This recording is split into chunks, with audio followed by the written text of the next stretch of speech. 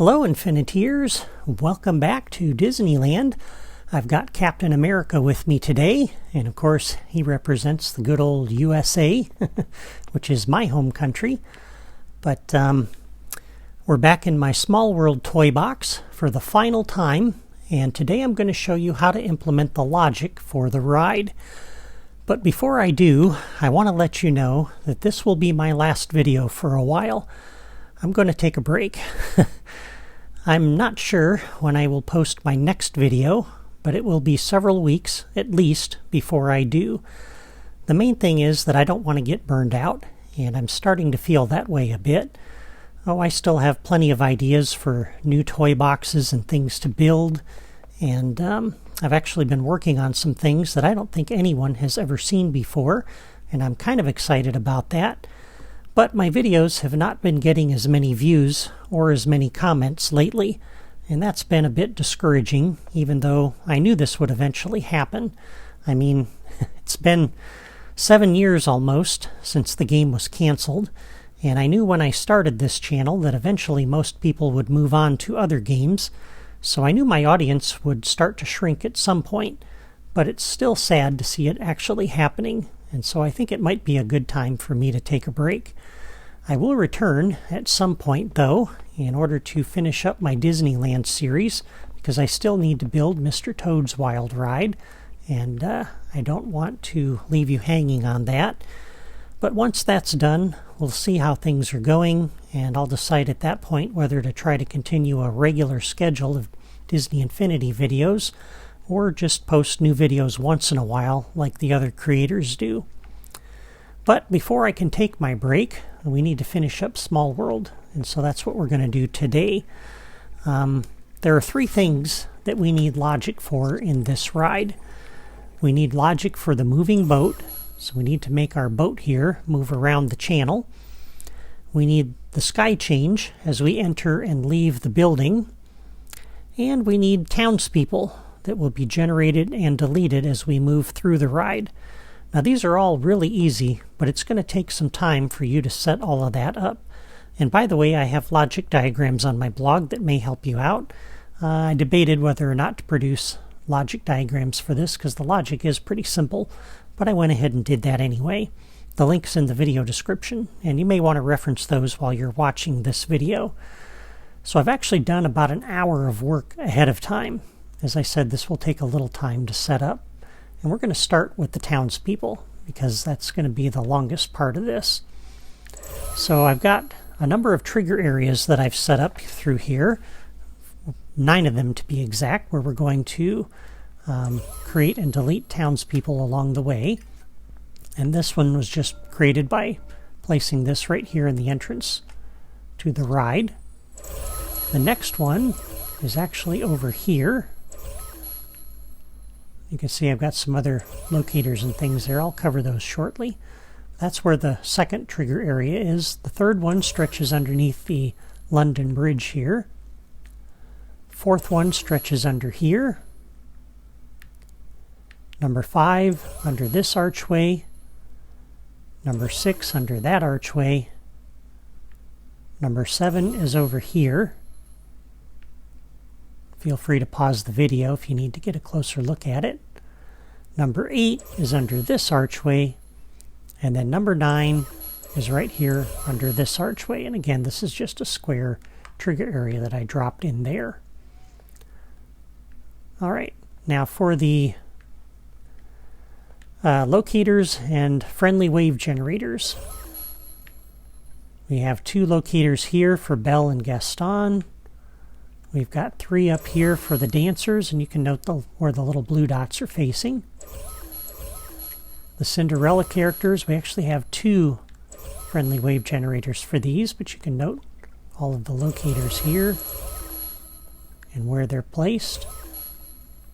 Pinocchio and Jiminy Cricket go underneath this archway. Of course, those locators are facing out toward the water. For the Frozen characters, they're over here. And we have one for the Yeti up here on top of the block. For Mulan and Mushu, their locators are over here. Hero's locator is right here. The Aladdin characters, their locators are all right here. You can kind of see which way the blue dots are facing on all of those. Jungle Book characters are going to go over here. The Lion King characters are going to go over here. Alice in Wonderland is over here. This is where the Cheshire Cat will go, and the rest will go right over here. Cusco goes over here. Trying to give you a good look at which way that blue dot's facing. Big Al goes over here. The Lilo and Stitch characters all go over here.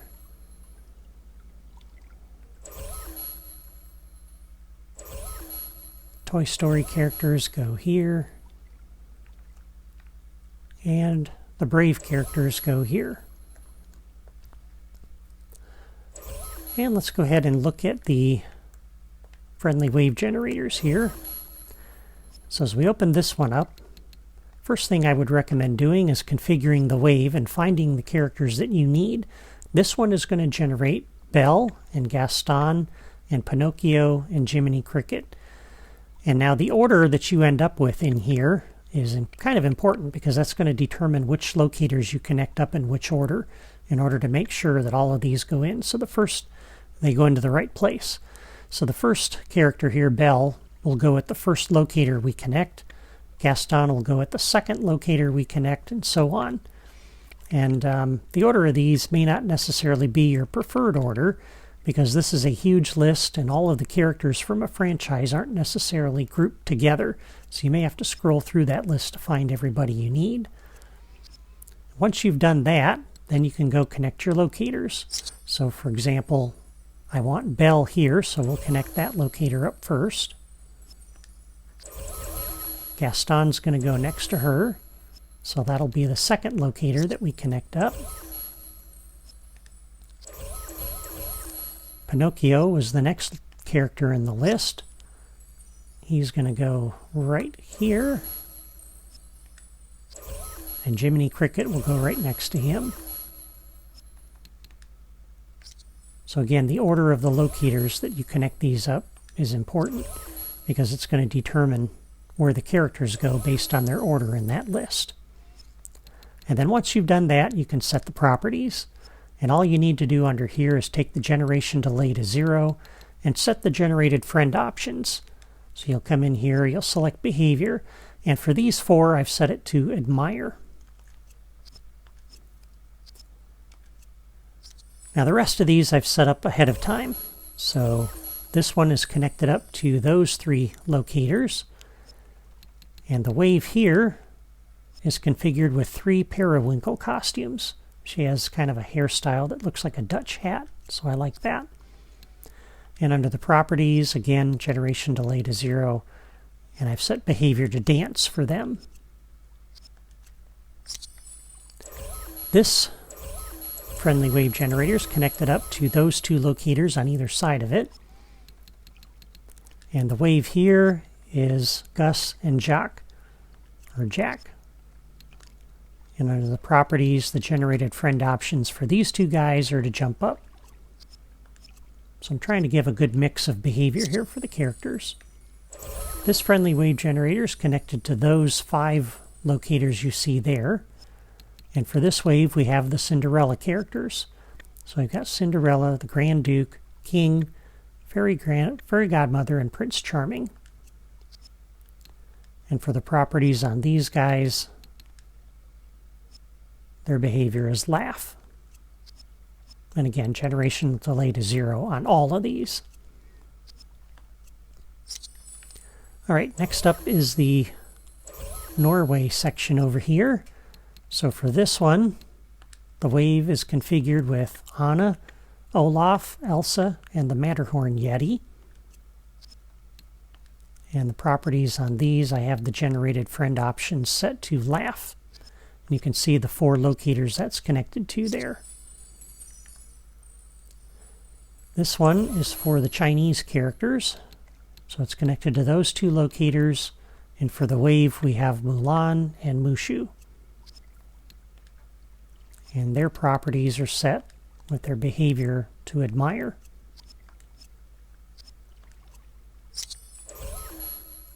Over here, this is just connected to the one locator. All we have under here is hero. I thought about putting Baymax in there, but on my Wii U, I can only have a certain number of townspeople, so, and behavior set to admire. All right, over here are the Arabic characters. We're using Aladdin for that. It's connected to those 5 locators there. And the wave is set up with Aladdin, Jasmine, the Sultan, Jafar, and the Genie. And their behavior is set to laugh. Now over here I've done things a little bit differently because I don't want the characters on either side to be doing the same things. So I've mixed it up a little bit. So this one is connected to the 2 locators you see there. And for this list, we have King Louie and Pumbaa. King Louie is across the river. Pumbaa is near the edge on the same side as the friendly wave generator. And the behavior for these 2 is set to jump up. The other friendly wave generator is connected to those other 2 locators. And here we have Baloo and Timon, and their properties are set with their behavior to make them laugh.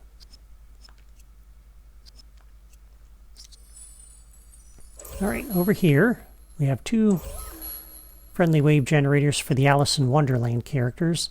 This one is connected to those 3 locators there. And the wave is configured with the Mad Hatter, Alice, and the Cheshire Cat. Sorry, couldn't get that out. And their options are set to laugh. The other one is just connected up to that one locator. And for this wave, all we have is the Queen of Hearts. Oops. And her behavior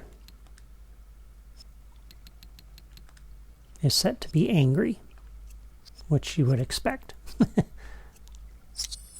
This one's connected up to just one locator, and this one is for Emperor Kuzco. And his friend options are set to admire. And you can see why I set all this up ahead of time, because this takes a little time to set up.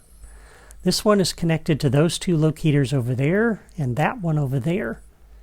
And the wave on this one is set up for Big Al, Lilo, and her sister Nanny. And the properties on them have their behavior set to laugh. The other one is connected up to just that one locator. This, of course, would be for Stitch. And his behavior is set to jump up and down.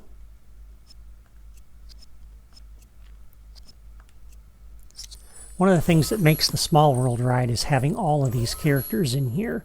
So that's why you want all of this and why it takes so much time to set up. And by the way, that's why we're using friendly wave generators, because if you tried to dump all of these townspeople directly into the toy box, it's going to introduce a lot of lag. And so we want to set this up to just have the townspeople generated for the section of the ride we're in. And I'll get to that in a moment, but this one's connected up to those 2 locators, and here we have Woody and Jessie. Oh, and their behavior is set to admire. And then our last friendly wave generator is connected up to these locators. For this wave, we have King Fergus, Queen Eleanor, and Merida. And their properties are set so that their behavior is laugh. All right, so now, as I said, we're using the friendly wave generators because we don't need to have all the townspeople in here if we're only in this area of the ride. We don't need to have all of these characters in here if we're over in this area of the ride.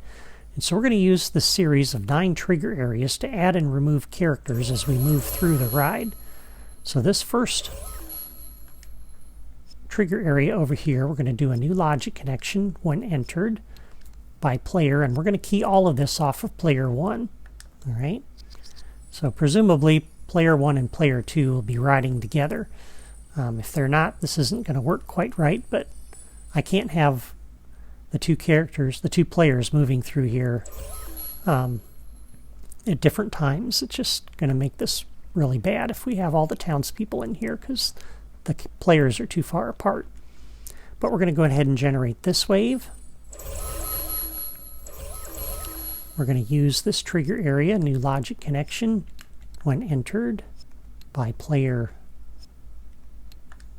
1. We'll generate these characters.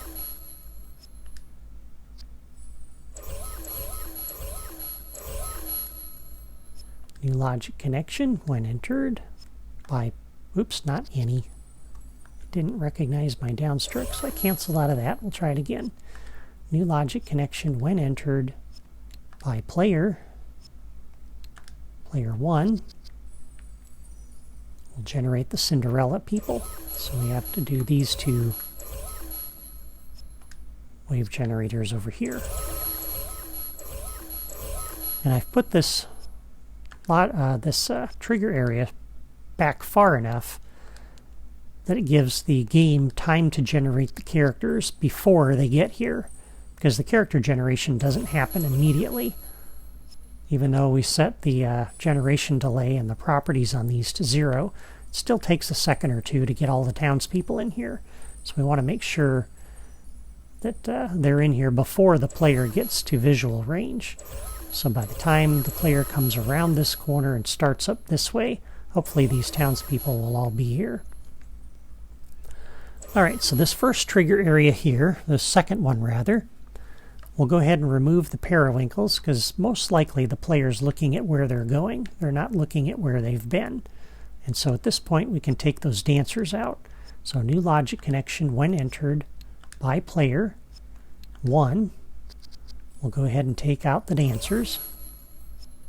So we'll defeat that wave.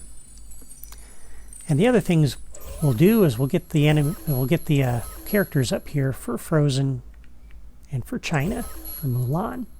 So on this trigger area, new logic connection when entered by player 1. We'll generate this wave.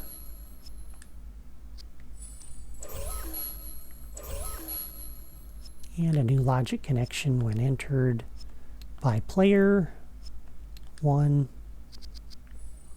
We'll generate Mulan and Mushu. Okay, so that's it for trigger area number 2. Now, trigger area number 3. At this point, we can remove everybody behind here. So we will do a new logic connection when entered by player 1. We'll go ahead and take out Belle and Gaston and Pinocchio and Jiminy. We can remove Gus and Jacques. So when entered by player 1, we'll take the mice out. And I think we'll actually leave these guys here, because if you're still looking at the characters there, it might be a little too early to take them out. So we'll leave them in place for right now. But we want to go up around the next bend and generate those characters. So when entered by player 1, let's go ahead and generate hero. And we'll generate the Aladdin characters as well. So you can see as we're moving along, we're taking characters out and adding characters in. So we're trying to keep the same number of characters in the toy box at the same time, roughly. Okay, so that's it for trigger area number 3. Now, trigger area number 4. This time we can take out the rest of the Cinderella characters. So when entered by player 1, we'll defeat that wave. New logic connection when entered by player 1. We'll remove the frozen characters.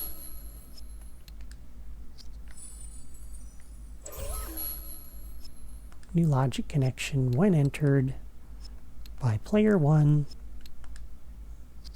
We'll take out Mulan and Mushu.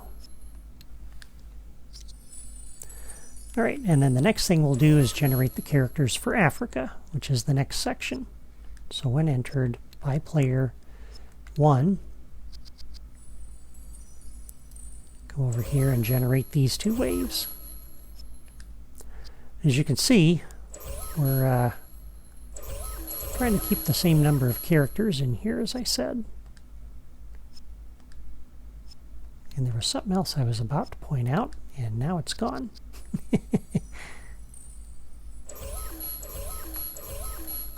That's what happens when you start getting old.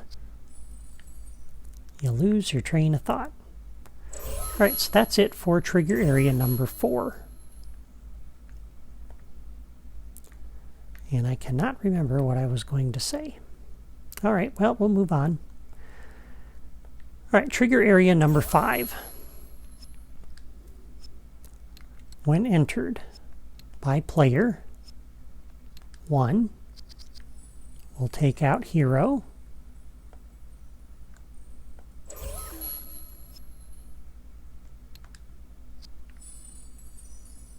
Oh, I remember what I was going to say. You can see it takes a little while to set all of this up, but it's actually pretty easy logic connections. There's nothing really crazy here. It's just taking time.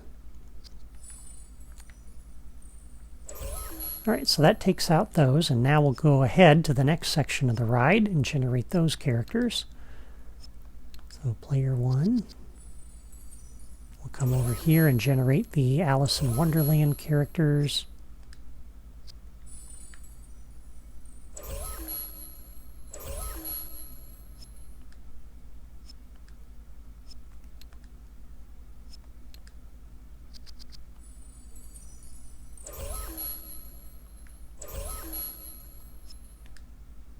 And we'll generate Cusco as well.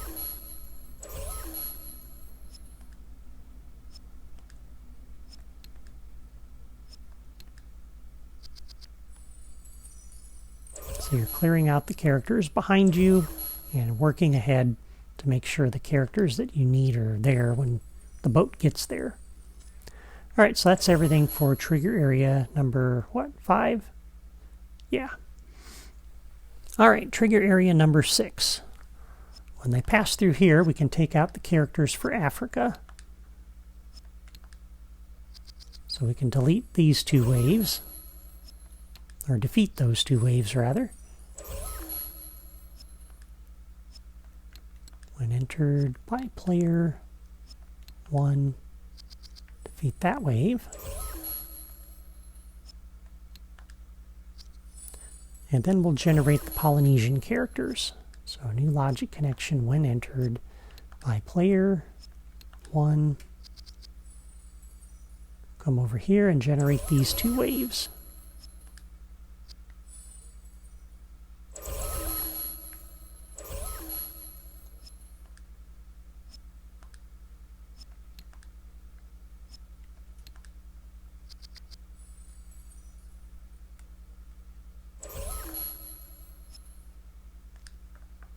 Okay, and that's it for trigger area number 6.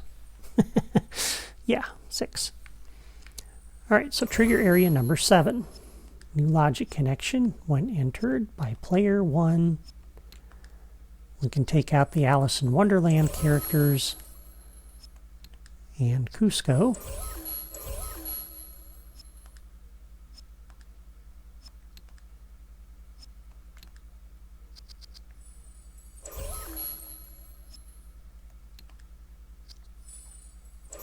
And one more.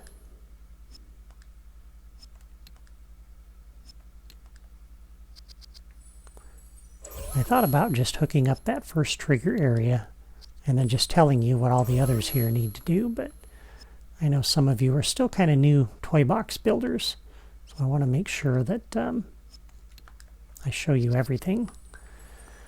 Okay, so now we work ahead. So the next section we work ahead to is this last area, the finale. So we're going to generate that wave and the other wave.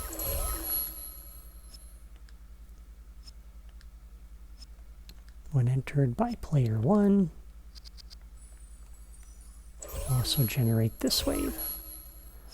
And now that is it for generation, because we have nothing more to generate. The last two trigger areas are just going to clean up behind us as we travel. So on this one, new logic connection, this is number 8. When entered by player 1, we're going to delete these two.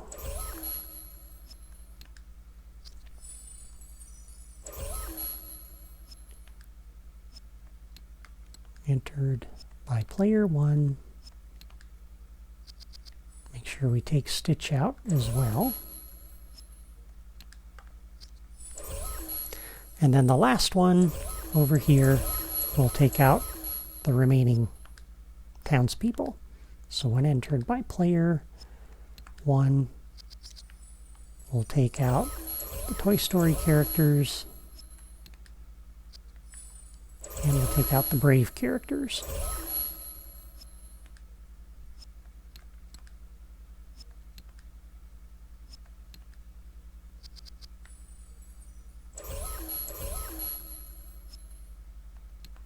Okay, so there is everything for the townspeople.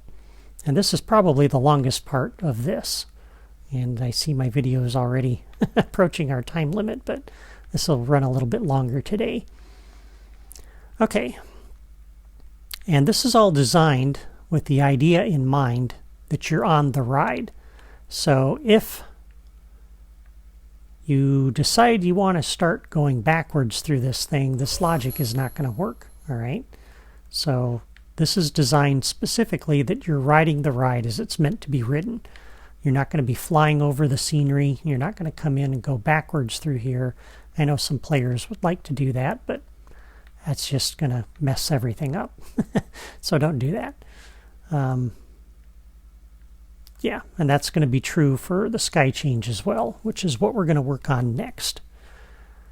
Now the sky change, we want to have happen when the player enters the ride and they come through this tunnel. We need to change the sky to the small world sky, which will be for the interior of the building. And they go through the ride, and when they leave, we need to change the sky back to our outdoor sky. And so we're going to set up a few trigger areas inside these tunnels. This first one, we're going to start it right here like this, all right? So we're lined up with this corner block on the building facade.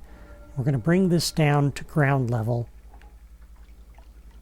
water level there, okay? And then we'll grab the upper corner of this, and we need to stretch this across to about the middle here. Let me just drop down, yeah, so that's the little corridor in the middle. So right to that point, all right? And then we're going to drop a second trigger area right down for the other side of the wall going in.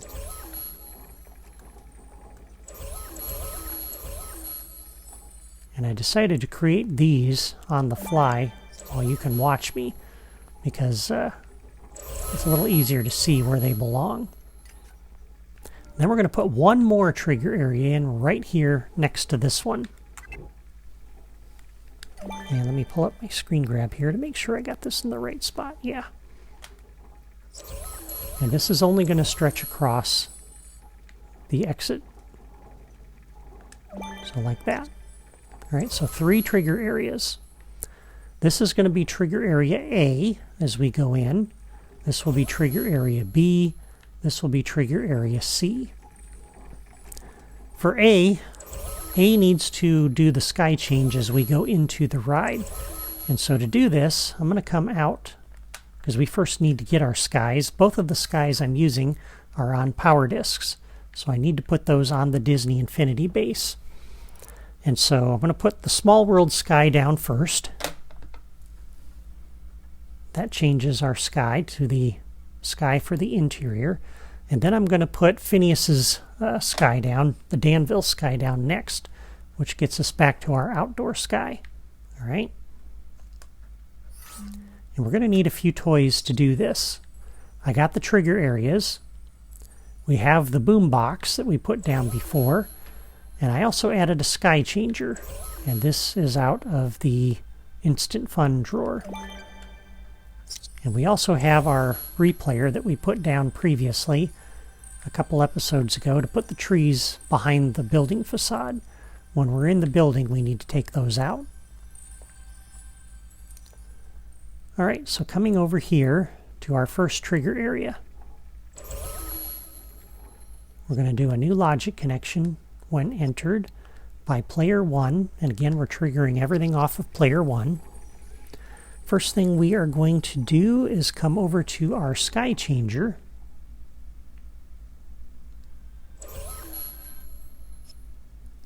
And we are going to go to the hexagonal power discs and change this to Skies of the World. So when the player enters that trigger area, we're going to change our sky. And by the way, let's go ahead and set our music here. So the properties, we're going to change the music to be under hexagonal power discs, Skies of the World. So when we enter this toy box, we're going to hear the Small World music playing.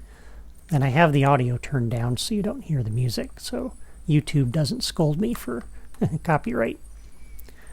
Okay, so this is playing.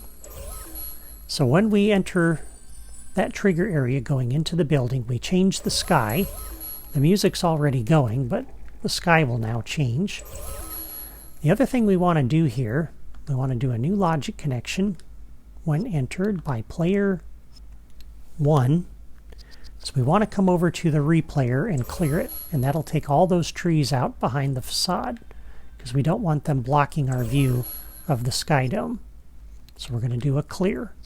And again, this is why you want to make very sure you're following the ride as it's intended to follow, because this other trigger area on the other side in a minute is going to do a playback. And if you play back a replayer that's already played back, or you're coming through the ride and you come through here and you try to clear a replayer that's already been cleared, you're going to corrupt that replayer.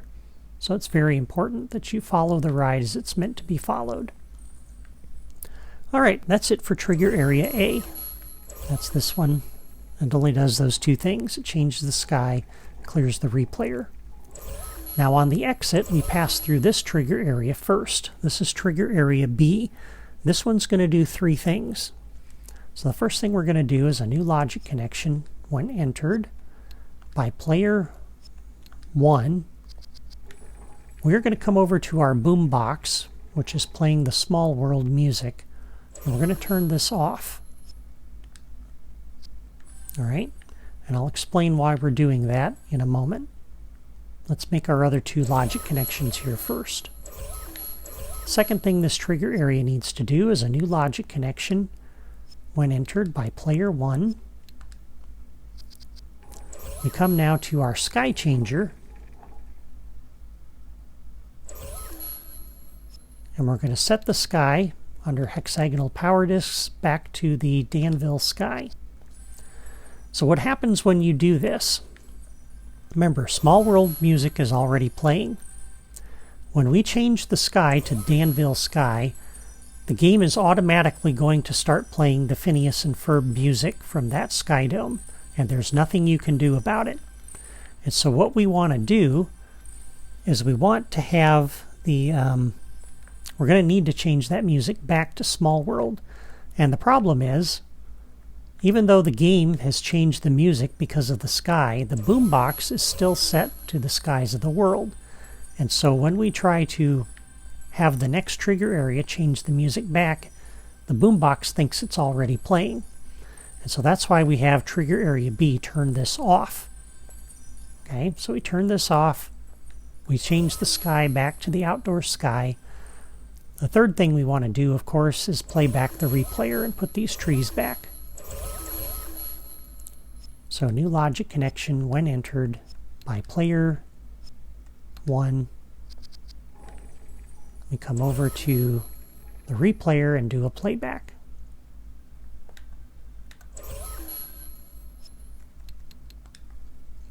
Okay. Now we need to give the game a moment to initiate the sky change and the music change. And so that's why when the player enters this with the boat, it's going to take them a moment, maybe a second or so, to pass through this trigger area before they come to the next one. And so that's why the width of these is important. That's why the speed of the boat is going to be important. So on this last trigger area, this will be trigger area C. We do a new logic connection when entered by player 1. We're going to change the music back to the Small World theme. So we come to the boombox. We scroll down to hexagonal power discs.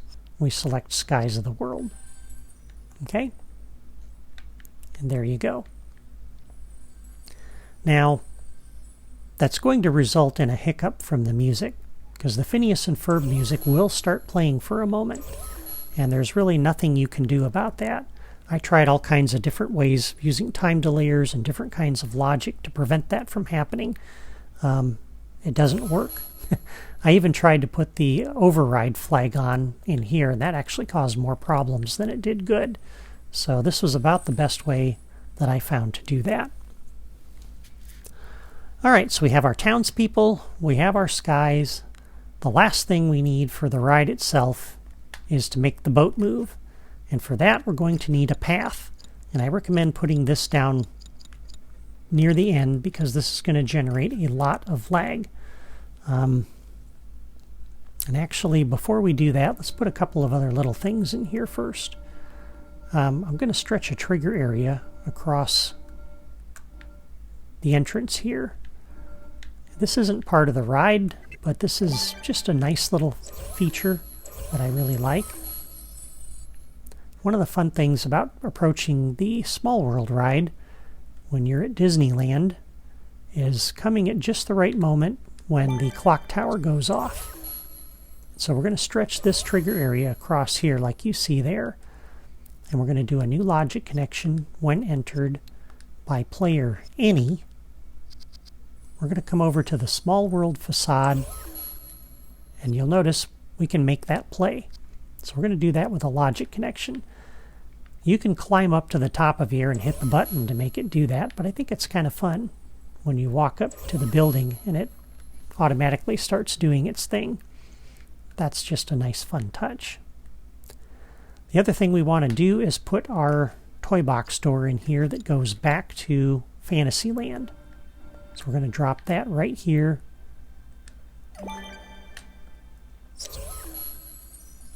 We're going to come into the properties on this. We're going to set the destination to be an existing toy box. We're going to select Fantasyland. And for the destination locator tag, we need to set this to 4. That's the one that we set on the locator in Fantasyland before we started building this toy box. And that'll take us back to Fantasyland. Alright, so now we can go ahead and put the boat in. This is the last thing we need to do. And this will go fairly quick, and we are actually almost done. How are we doing on time? Well, for my last video here, this is turning into a nice longer video than usual. So, that's okay. Alright, so back to Creativitoys. Come over to the Path Creator. We're going to start this lined up with that little fence over there, right in the middle of the water. Hopefully that puts us in point mode, which it does, which is good. And then we're going to draw our path, and again we're going this way. We're going to drop this here. We're going to come around to the end over here, drop this right on this seam. Next one will go on this seam. Next one on this terrain seam. The next one goes right in here. yeah, right on this terrain seam here, which is that one.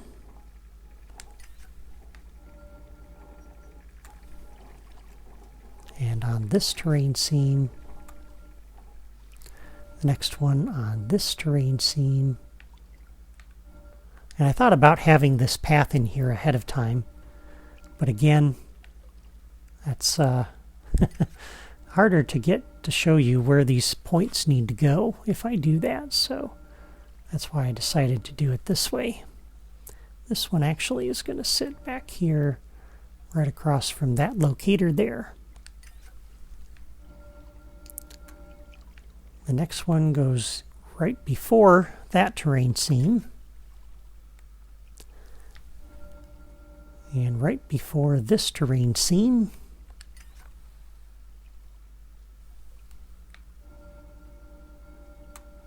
This one comes out over here.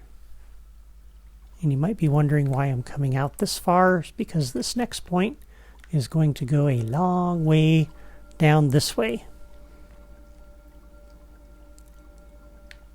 This will go right across from that locator.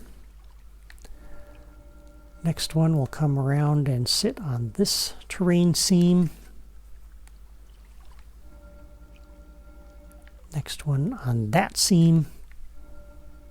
Next one on that seam. This one on this seam. Now the next one is not going to sit on a seam. It's going to actually sit over here about like that. And then we're going to put another one right over here like this. This one is going to sit right in the middle across from those arches.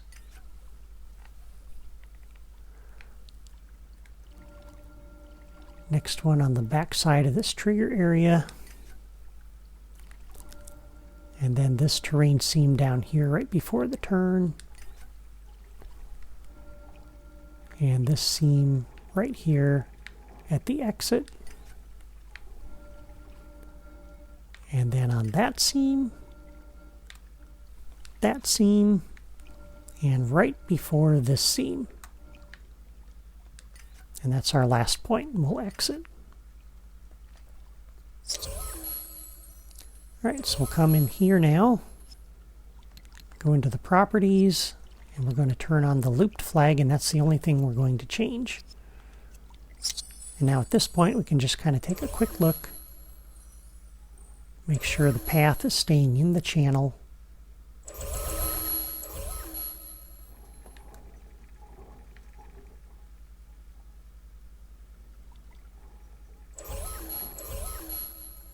And it looks like it is.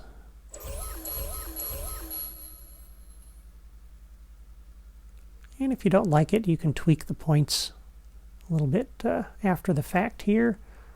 Make it go where you want it to go. Okay, that looks pretty good. All right, next up, we will attach our boat. New path connection. And this will start moving immediately. And we are going to go into the properties for that. Toy box path. We're going to set the speed of the boat to 50. We're going to orient along the path, which will turn it kind of sideways. That's okay. We're going to fix that in a second. 0, 0, 100 is good. 0. We're going to change the vertical offset to -1 so it sits down in the water a little bit. And the rotation we're going to set to 90 degrees. We'll leave the movement style set to loop. And there's the boat. And now it will follow the path. And the last thing we'll do, I placed a button over here near the entrance to the ride. We'll do a new logic connection on that. When pressed,